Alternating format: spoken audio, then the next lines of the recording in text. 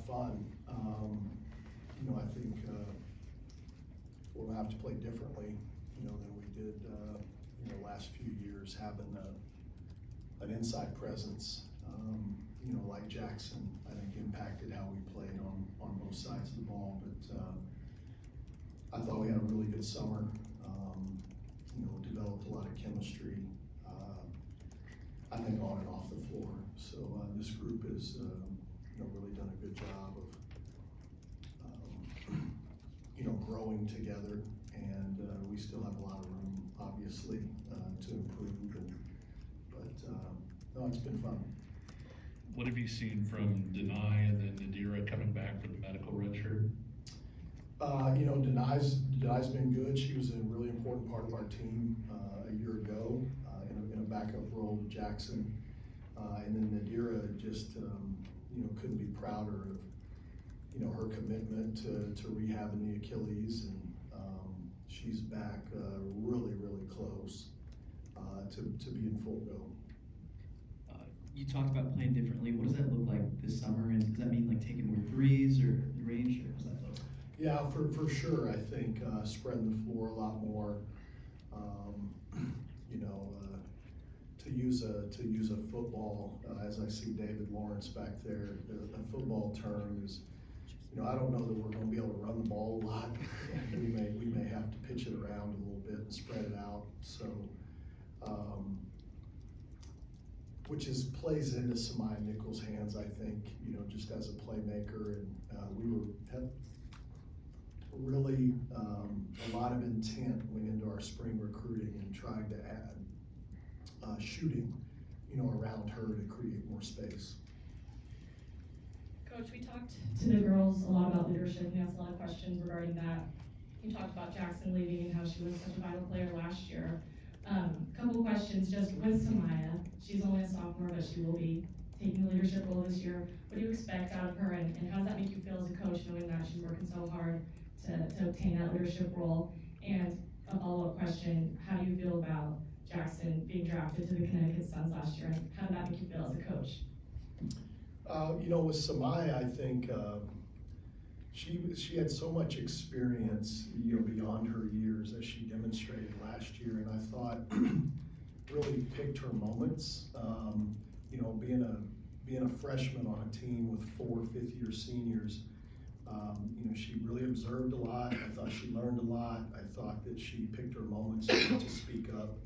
But this spring, she and I spent a lot of time together, just talking about, the future of the program and the role that she would play in it in a lot of different facets. And she's, I think will develop into probably, not there yet, but will probably develop into one of the better leaders that I've ever had the opportunity to coach. And then Jackson, obviously we were thrilled, for her, and feel like she's gonna have a chance to have a really long professional career. The WNBA is so difficult, to make a roster, but right now she's of the mindset that I'm gonna do everything I can to have a good season overseas and come back and try to make a roster again next spring. Coach, you talked a little bit about recruiting with intent this offseason and surrounding Samaya with the certain types of players. How does Elle fit in with her? And I know Elle really likes to say that she's versatile and more than a shooter. If she shows that part of it, what can that do for your backcourt? Well, she's an exceptional three-point shooter, and you look at her numbers from a year ago at North Dakota State. They just jump off the stat sheet. But most importantly, it's what we've seen her do in practices, whether it's in shooting drills, whether it's in live play. She has such a quick release. I think right now it's getting her to understand our expectation in how many we want you to shoot, which is every single one that's open. Do not pass one up, no matter, shot clock, whatever situation we're in. So, she's going to play an important role in our team for sure. Brandon, with your conversation with Samaya there that you talked about, or conversations, How much did you talk about having to kind of move on from that group last year? And I just asked her about it, and she said, we're far too close to the season for me to be worried about last year. I miss them, but, Yeah. you know, we have moved on. Was that something you had to address to, you know, kind of put a timeline on it, like turn the page, so to speak? Well, I don't know if we talked about it in that regard. It was a little bit more of, okay, you've spent a year around me, you know what's important to me. Are there things maybe that are not that important to me that are important to you? And those conversations, I think, are really critical. As little as, you know, when we travel and we're on the plane, I really don't care what we wear. It's not a big deal to me. But if it's important to her, we'll change. You know, I just think that there's things that, you know, sometimes between, you know, a coach and a player, at the end of the day, we've got to be on the same page, and I've got to have her back as a leader, and then she's got to have my back, obviously, as a head coach. And those were the things, was really just going through the entire program. You know, here's what's important to me, what's important to you, I'll adjust, but here's some non-negotiables when it comes to, you know, just me as a 27 year as a head coach. You're only 27. Well, no, I've been a head coach for 27. I'm kidding. Following up on that, you spent a lot of time around those other girls, you know, Twin and KB and Holly. I mean, has it felt different to you not having them around, not looking and seeing? You got so used to that, I'm sure. You know, when we see somebody lay the ball up and nobody's there to challenge a shot, I think a lot about it. No, of course, you know, spent 5 years with Holly and KB and 3 with Twin.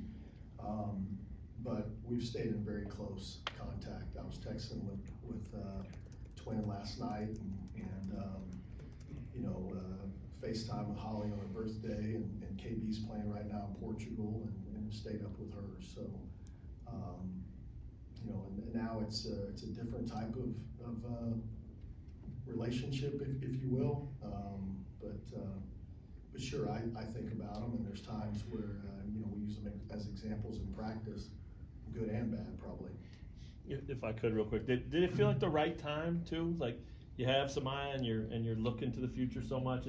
If they have to leave, was, you know, obviously they've been here a while. Was that the right time? Does it feel like it lined up in that way? Well, I know that I feel better about really good players leaving when other good players are coming in behind. Sure. Yeah. I don't ever want the other. Coach, I'm curious, with the explosion of popularity in the women's game, from the tournament through the WNBA season, the playoffs, it seems nationally there's more attention than ever. Is that, do you see that, is there an urgency to capitalize on that, since this is sort of, you know, basketball counts itself anyway, or an opportunity, or how do you view that? I think there's definitely an opportunity, and I think, you know, in women's sports, we've always fought, you know, for coverage, and we've fought for support.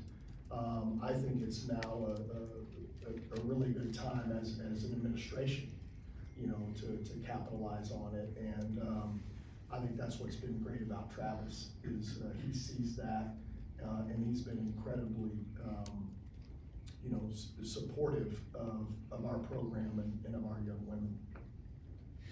Brandon, I don't know the exact number, but you've certainly lost a pretty high number of, percentage-wise, of your points and assists, rebounds, and certainly block shots.